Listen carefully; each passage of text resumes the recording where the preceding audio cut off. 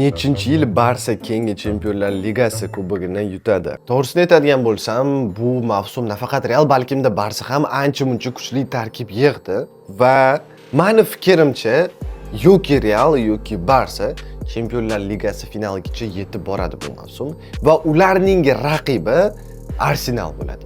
Nimaga shunaqa deb o'ylayapman? Chunki Arsenal juda ham kuchli. Bu yerda Real bilan Barsa ham ancha kuchlilashdi. Real Madridda kim oltin to'p oladi? Hozirda asosiy nomzod bu albatta Kylian Mbappe, ammo Real bitta ham sovrin yuta olmagani uchun bu yil ola olmasligi mumkin, balkimda keyingi yil. Dumfries va Trent bitta pozitsiya futbolchilari. Sizningcha asosiyga qaysi biri loyiq? Mana shu yerda bitta qizuv narsa Jose Mourinho qilyapti. Qarabsizki, u Trentni sal oldinroqga qo'yib, Dumfriesni orqaroqga qo'yapti. Ya'ni ko'p ehtimol bular ikkalasi ham maydonga tushadi va Trent ko'proq hujumga qo'shiladi.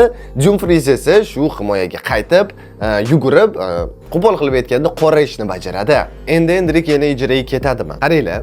Bu uzun hikoya, bu haqida allaqachon video tayyorlayapmiz, tez orada chiqish kerak. Ammo hozirni o'zida to'liq ma'lumotni bilmoqchimisiz? Telegram kanalimizga kiring, o'sha yerda batafsil postda nima bo'lishini yozib ketganmiz.